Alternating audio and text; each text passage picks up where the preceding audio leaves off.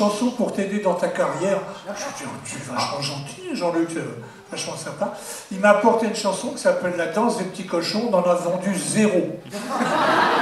Mais dans l'émission, d'ailleurs, je me souviens qu'il y avait même des cochons qui étaient venus, tu es venu la chanter en direct, et ils avaient ramené carrément les cochons. J'imagine le bordel que ça devait être à la fin pour tous les sujets. Je ne m'en souviens pas, je refuse de m'en souvenir. Tu t'en souvenais, la danse des petits cochons? Ouais. Vous vous souvenez de ça, vous? Ouais. Non, tu vois, il y a des gens qui s'en souviennent pas du tout. Ça se danse tout en rond, c'est ça? Attends, il y a mon épouse qui dit un truc, quoi? Il y avait plein de petits... Ben oui, c'est ce qu'il vient de dire, il y avait plein de petits cochons sur ça. Mais d'ailleurs, on les a mangés. Ah, oui. Oh bah oui, attends, on n'allait quand même pas se laisser mourir de faim. Bah, c'est normal, c'est du gâchis quand même. Du gâchis parmentier. C'était de l'art et du cochon, mais effectivement... C'était comme d'habitude, de l'art et du cochon. Tu as fait aussi, Sans ma barbe. Alors j'ai fait Sans ma barbe, ça c'était une autre histoire, et c'était sur l'autre chaîne. Parce que j'ai entendu dire, alors tu vas nous dire, un faux ou un tox, que les dirigeants de TF1, pour des raisons que j'ignore un peu, voulaient absolument que tu te coupes la barbe. J'ai entendu tout, ça faisait pas propre, c'était ceci, cela. Mais bon, voilà, Georges Brassens, on va pas le voir sans moustache, quoi. Je sais pas, il y a une marque de fabrique. Ouais, c'est un peu crétin, enfin c'est comme ça. Mais enfin bon, l'histoire c'est ça, c'est que il y avait le directeur de TF1 qui avait une femme qui avait fait sans doute des études de psychologie, mais qu'elle avait loupé. Et qui disait, ouais, non, mais votre chanteur, là, votre garçon, là, il est bien sympathique, mais sa barbe, c'est... Quelqu'un qui porte la barbe, c'est parce qu'il a quelque chose à dissimuler. Bien sûr. Je ne pouvais quand même pas gagner ma croûte en se disant, je m'emmerde avec vous. Je ne pouvais pas, j'avais donc bien quelque chose à dissimuler. Alors, en réalité, donc quand Jean-Luc Azoulay m'a parlé de ça, il m'a dit, est-ce que ça t'ennuie de te couper la barbe? Parce que là, ils font un peu brère quand même, TF1. Et je lui ai dit, je m'en fous, Jean-Luc, ça repousse les poils, c'est pas grave. Et on était aux Antilles à ce moment-là. Donc, on m'a coupé la barbe en direct. Enfin, comme ça occupé un plateau, tu vois, même plusieurs plateaux. C'était pas trop rasoir, pas trop barbant. C'est amusant ça, hein, bravo. Et en plus, les gens t'applaudissent, un homme, alors là, je ne crois pas encore. Et donc, ils m'ont coupé la... Au revoir. Ils m'ont coupé la barbe. Ça ne fait pas mal, je tiens à le dire à ceux qui ont une barbe. C'est pas dangereux. Voilà, et puis... alors, ce qui était amusant, c'est qu'ils m'ont fait ça avec les bouts de barbe de ma barbe. Ils les ont collés sur Jackie et sur Patrick.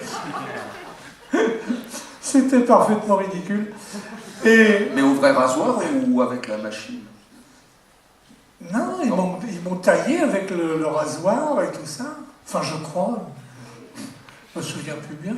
Enfin, il me semble bien que c'était taillé avec un rasoir.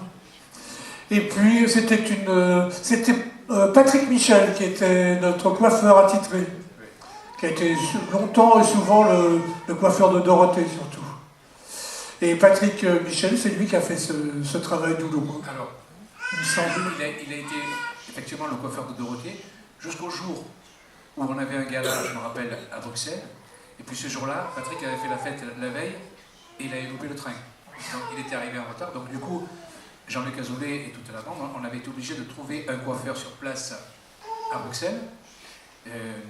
Et c'était Barbara, tu te rappelles de Barbara? Bon.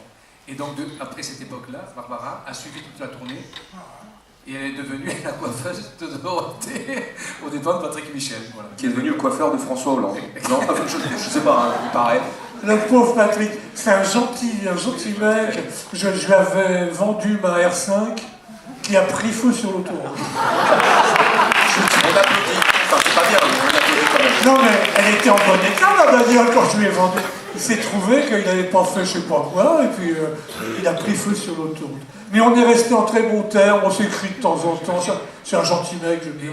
Et en parlant de l'autoroute, d'ailleurs, cette Barbara, une fois, on avait un gala à Metz, je me rappelle, pour Dorothée, et on s'est arrêté à une sortie d'autoroute pour prendre un verre et tout, et on a oublié la coiffeuse sur l'autoroute. Ah, c'est pas mal ça. Il y avait du stop après. Mais je vous jure que c'est vrai. Et donc, on n'avait plus de coiffeuse, mais je sais pas, elle s'est démerdée, elle a fait du stop, elle est arrivée quand même juste à l'heure à Metz, je me souviens. Et les voitures passaient, elle s'est fait coiffer au poteau, c'est terrible.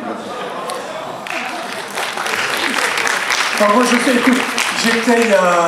y a 3 semaines là, à Metz. C'est des gens absolument adorables. Vraiment, j'ai été reçu d'une façon parfaite. Et de tes disques, alors, c'est le Nez Dorothée qui a vendu le plus? Tu as des Oui. chiffres de mémoire? Oui. Le disque qui s'est vendu énormément, c'est celui-ci. C'était 20 000 exemplaires, ce qui était quand même pas mal du tout, compte tenu que dans le même temps, Dorothée en vendait 1 million. Ah, mais de façon exponentielle. Et voilà, c'est ça. Alors on m'avait dit, ouais, mais 20 000, tu te rends pas compte, c'est ton premier disque. En vendre 20 000, c'est formidable, tu vas pouvoir en vendre plus. Le deuxième, tu vas voir, tu vas en vendre 50 000. Et puis, etc., tu vas en vendre 100 000. Et effectivement, le deuxième, j'en ai vendu 12. Effectivement, c'est comme ça que j'ai enfin réalisé qu'une carrière de chanteur s'offrait à moi, j'ai jamais arrêté. On va revenir aussi un peu à Jean-Paul. Il paraît que c'est à peu près autour de 14 ans que tu commençais à jouer de la guitare et à former un groupe aussi par la suite. Oui, c'est ça. Ouais, je pense que moi, ça m'a pris assez tôt. Et donc, déjà la guitare, et puis après, la vie du groupe dans le sud-est de la France, dans un petit village qui s'appelle Sisteron. Voilà. Il y a beaucoup de lavande là-bas. On faisait les maisons des jeunes, et puis ensuite les petits bals qu'il y a là-bas l'été, où les orchestres travaillent beaucoup, toujours d'ailleurs. Et tu as formé un groupe qui s'appelle les Dalton. Alors, ce groupe s'appelait les Dalton, et puis, Sancho Dassin. Arrivé à la retraite, je me suis dit, ce qui serait sympa, c'est que je retrouve mes copains, on n'avait pas perdu contact, et donc on a remonté, depuis il y a 3-4 ans, le groupe les Dalton, tel qu'ils étaient à l'époque, avec les mêmes musiciens, et ce qui est original, c'est qu'on joue à peu près le même répertoire des années 60-70. Et alors c'est marrant parce que tu as enregistré aussi quelques disques, parce que ton véritable nom, alors on va révéler les noms, Alain Roux, certains doivent le savoir, Jean-Paul Cesarini, on rajoute le Ni, tu es d'origine italienne? Je suis d'origine italienne. Alors il y a une anecdote aussi à propos de mon nom, c'est que sur le premier disque que j'avais enregistré près de vous, mon nom c'était Jean-Paul Cesarini, mais c'est parti après, pour faire le disque, la pochette, et en fait c'est revenu avec une faute d'orthographe qui s'appelait Césari. Ils avaient enlevé le Ni, mais sans le faire exprès. Et du coup, le producteur qui s'appelait Gérard Tempesti, c'était un Corse, il a dit « Ah, mais avec ça, on va garder ça, et là, ça va cartonner en Corse. » Donc, et voilà comment je suis devenu Jean-Paul Césari. Ah oui, c'est un changement quasi radical. Il y en a beaucoup, ouais. Et j'ai fait des concerts en Corse, et tout le monde me disait « Mais ici, ils s'appellent tous Césari, tout. Même le facteur, il a des surnoms pour tout le monde, parce qu'ils s'appellent tous Césari dans le village. » Césari, si, marqué, piano. Alors, tu as aussi, à travers d'ailleurs Gérard Tempesti, il y a aussi eu le chanteur Carlos, c'est ça? Parce que ces rencontres vont être déterminantes pour la suite. Oui, c'est vrai que lorsque je suis arrivé à Paris et que j'ai commencé à enregistrer mon premier disque, j'ai rencontré Carlos tout de suite, pratiquement, et son attaché de presse, Catherine Angelos. Et c'est vrai que c'est Carlos qui m'a présenté un peu tout le métier, et notamment toute l'équipe de Dorothée et Jean-Luc Azoulay. Voilà. Alors, tu as fait Près de vous en 82, il y a eu aussi Comédienne en 84, qui a même été écrit par Didier Barbelivien. Absolument. Seulement toi, toujours la même année, et Dites-lui, en oui. 1986. Voilà. Et puis comme ça marchait pas trop, mais il fallait que je travaille, donc je cherchais un peu du boulot, et c'est à ce moment-là que Jean-Luc, un peu plus tard, m'a proposé de devenir l'assistant de Dorothée. Ah, ça n'a pas l'air de faire plaisir. Pourtant, c'était une belle idée. Effectivement, là, ça va complètement changer ta destinée. Disons que je savais très bien que je mettais ma pseudo-carrière de chanteur entre guillemets, mais bon, en même temps, j'étais content de rentrer dans une équipe qui marchait bien, et puis bon, il fallait que je travaille, que je gagne ma vie. C'est ce que j'ai fait pendant quelques années. Alors, il y a un clip qu'on a... Oui, Avant qu'on aille un petit peu plus loin, je t'en prie. Je voulais dire une chose, c'est que tu as rencontré Carlos avec son attaché de presse. Bon. Et c'était bien sûr à la sortie d'un bistrot. C'est vrai que Carlos fréquentait beaucoup ce genre d'établissement, et notamment la nuit. Donc au début, j'ai eu quand même pas mal de mal, parce que... Pas mal de mal, c'est pas terrible. J'ai eu du mal parce que c'est vrai que moi, je ne bois pas d'alcool. Et avec lui, c'était compliqué parce qu'il m'entraînait toujours dans les endroits où tout le monde buvait beaucoup. Mais bon, je faisais en sorte de ne pas trop l'accompagner dans ses dérives. Mais c'était un bon vivant. Hein. C'était rigolo. Et là aussi, j'ai une anecdote parce que, en fait, Carlos, comme je travaillais avec son attaché de presse, lorsqu'il y avait des émissions le matin sur RTL ou sur Europe 1, des émissions où ils invitaient à l'époque des chanteurs en direct, Carlos ne voulait pas les faire. Alors, il décrochait son téléphone pour pas qu'on l'embête. Alors, du coup, moi, j'allais chez lui et je tapais à la porte. Et quand il m'envoyait, je me faisais insulter. Ouais, je veux pas les faire aux émissions de merde. Mais bon, il venait quand même. Et à 11h, tout va bien. Il était là en direct. Ce qui l'a pas empêché d'enregistrer tout nu et tout bronzé, d'ailleurs. Moi, j'ai une anecdote avec Carlos. Un jour, il me dit, c'est vrai, hein, ce que je vous dis là, c'est vrai. Il me dit, Corbier, j'aimerais bien que tu participes, on fait un truc, ça s'appelle le marathon de Saint-Germain-des-Prés. Oh, je lui dis, mais mon pauvre Carlos, avec mes cannes de serin, je vais pas faire le marathon, je cours pas, je fais aucun sport, c'est pas possible, je peux pas faire ça. Et il me dit, mais on court pas. Oh, comment ça, on court pas? Tu me parles d'un marathon et on court pas? Je dis, mais non, on fait le tour des bistrots de Saint-Germain-des-Prés. Encore.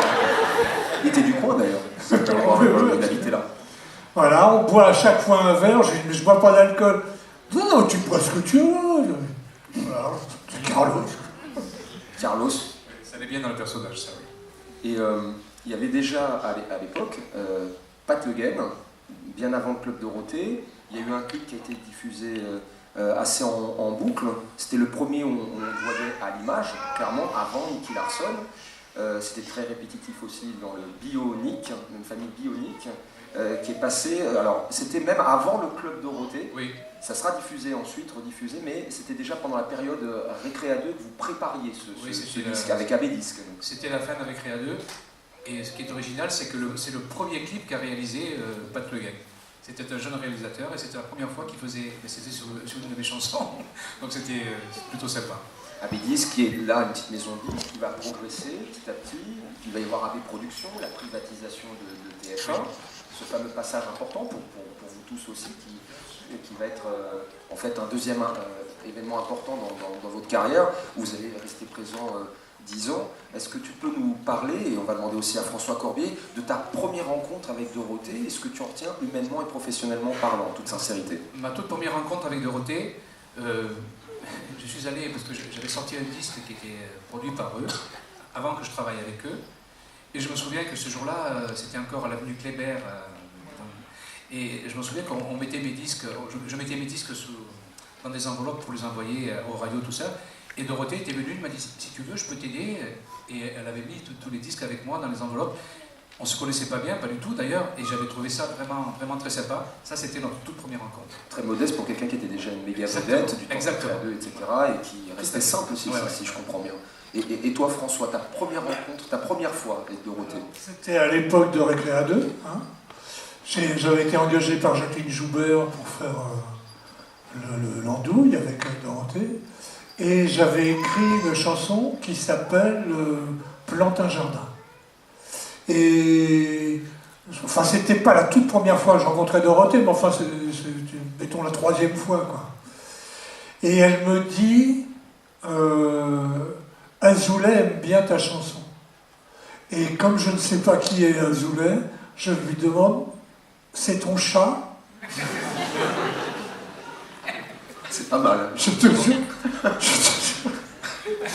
Je ne me suis jamais arrêté devant une ânerie. Donc, voilà, donc je lui dis ça. Ça a fait un grand silence dans la salle. Nous étions en train d'écrire l'émission qui allait venir le mercredi prochain, suivant. T'as pas sauté au poil, non?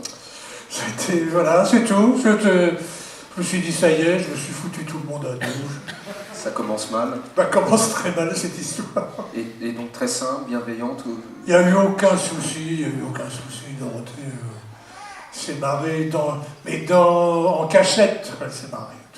Il paraît qu'elle était très... Elle a fait... Oui. Ah, oui. C'était déjà beaucoup. Parce qu'elle ne pouvait quand même pas se moquer de son producteur devant d'autres personnes. Oui, c'est sûr. Moi, c'était pas mon producteur, donc je pouvais me moquer. Mais en plus, je savais vraiment pas qui était Azoulay. J'ai découvert que c'était pas son chat. C'est déjà un bon début. Alors il paraît que Dorothée était quelqu'un d'extrêmement pro, très rigoureuse, elle regardait le moindre son, la moindre caméra, et que même pour les fans, était capable de rester jusqu'à pas d'heure, même quand elle était très épuisée. Oui, non, Dorothée était je suppose encore toujours, une très grande professionnelle. Elle savait où se mettre par rapport à la caméra. On avait toujours des discussions sévères avec le DIRFOT, le responsable des éclairages, et Dorothée lui disait non, c'est pas comme ça, il faut que tu en enlèves, il y en a trop, c'est épuisant, voilà, et puis regarde, quand je suis là, je suis éclairé, c'est bien, mais de ce côté-là, je suis dans l'ombre, et puis la caméra, elle me filme de l'autre côté, donc il y a quelque chose qui ne va pas. Elle était très très très attentive à tout ça, mais elle le faisait plutôt gentiment.